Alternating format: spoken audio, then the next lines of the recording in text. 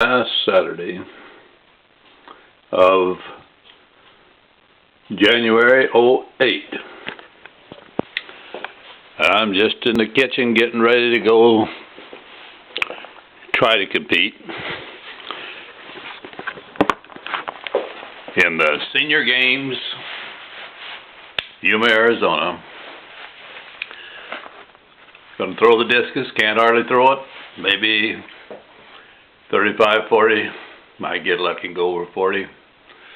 Hasn't been too many years I'd hit it at 74, 75 feet. Time does take its toll. We'll go back and talk a little bit more about Coach Roger Vigil and the wrestling program at Alamosa, Colorado. I think maybe it was the very first match of his first year that he had to go over the mountain. The San Luis Valley really is a valley. And you go up over La Vida Pass and drop down over to Walsenburg, Colorado, and go on over to some of the other schools in our league. That particular Saturday morning, I hadn't been up very long, probably about like now this morning. Got a telephone call. Upset parent. My boys, that coach left my boys. We were there. The bus was there. It was leaving. We honked our horn. We waved. And he didn't stop for my boys. Well, I said, I can't really imagine that, but I'll check it out. So Monday comes, and I send word to the high school, ask Mr. Vigil to drop by my office. Mr. Vigil comes in. He says, I know why I'm here. I said, it's really true that you left two boys that were there as you were leaving? Yes, sir. Why did you do that? I told them what time I was leaving. You know, I thought a little bit about that. I didn't yell any at that coach. I got a message. The man says what he means what he says. And you know what, I'll bet? I can tell you I never got another phone call. And I'll bet nobody that intended to make the trip was ever late again. Or if they couldn't be on time, they knew they missed their chance. Yeah, I expect that was one of the major contributors to the fact that if I say this is the way you do a move, that's the way you do a move. This is what you do to practice. That's the way you practice. This is what you do to train and get into shape. That's the way you train and get into shape. No wonder we got progress and got progress quick.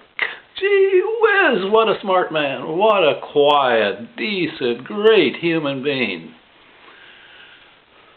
Mrs. Riggs and I had Mr. and Mrs. Vigil in our home a time or two for meals and visits, and it was delightful. Again, very quiet, very quiet. She was far more verbal than Mr. Vigil. Well, the time goes by. It's the end of the year. And I'm submitting the list prepared by the various principals and endorsed by me to recommend the following teachers for new contracts. Mr. Owsley says, wait a minute. That fellow up there at the high school that teaches driver's ed, I don't think we ought to put him back on contract. Oh, not only me saying oh, but two or three other board members saying, oh, what's the problem, you know? Figuring surely there was some scandal or something that Mr. Owsley knew about that the rest of us had missed. Well, he says he's an idiot.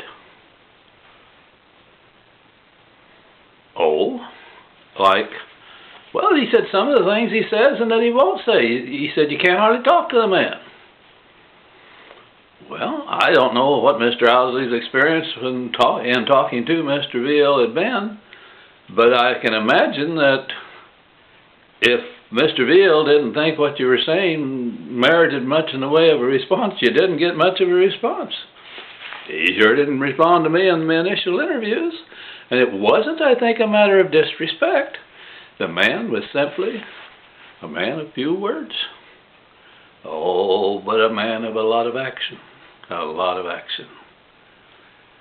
I tell you, I would like to have been a little bird and sat in the back seat at some of those sessions when he was giving drivers training to the youngsters.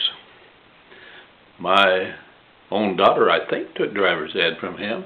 I should quiz her a little bit about that sometime. I expect she had a very different perspective of the man than I had. Couldn't be prouder to have known any coach. Now, you know, the far more famous coach, because he stayed in it so much longer, was the basketball coach. Years later, I was in the Denver area when he was long gone from Alamosa and coaching in the Denver area. Went to one of his games, roughest game I'd ever seen. And he said, yeah, here in this league we play take no prisoners defense. And then I read in the paper that he was one of the winningest coaches of all time in Colorado. Mr. Vigil didn't stay with wrestling that long. Didn't stay with it that long, but oh, what a job he did while he was there. Take care, y'all.